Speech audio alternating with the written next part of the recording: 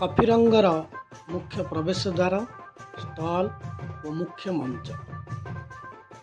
କଫିମୟ ହୋଇପଡ଼ିଛି ଜାତୀୟ ଲୋକମୋତ୍ସବ କୋରାପୁଟର ପରବ।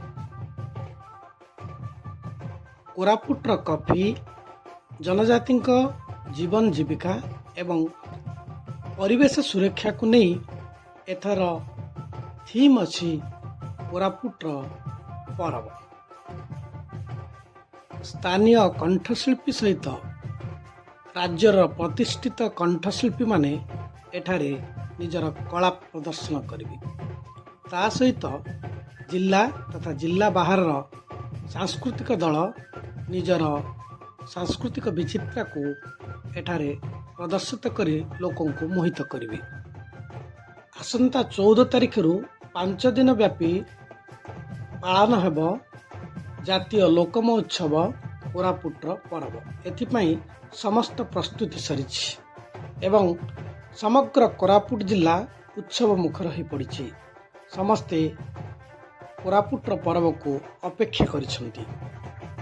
ଏବେ ପ୍ରବଳ ଶୀତ ଅନୁଭୂତ ହେଉଥିବା ବେଳେ କୋରାପୁଟର ପରବ ଲୋକଙ୍କୁ ପ୍ରଚୁର ମନୋରଞ୍ଜନ ପାଇଁ ଖୋରାକ ଦେବ।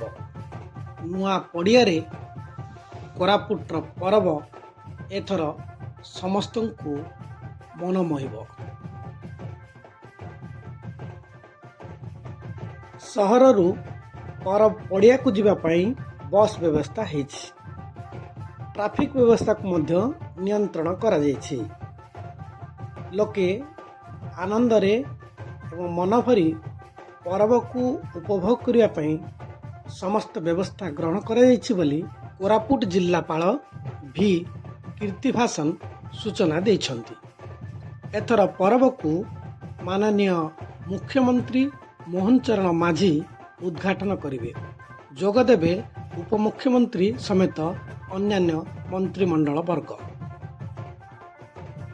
ଶୀତର ଗୀତ ଗାଇବା ପାଇଁ ଏବଂ ଶୀତରେ ମନଭରି ନିଜକୁ ଉପଭୋଗ କରିବା ପାଇଁ ପ୍ରସ୍ତୁତ ହୁଅନ୍ତୁ, କାରଣ ଆଗାମୀ 14 ତାରିଖରେ ଉଦ୍ଘାଟିତ ହେବ କୋରାପୁଟର ଜାତୀୟ ଲୋକମୋତ୍ସବ ପରବ।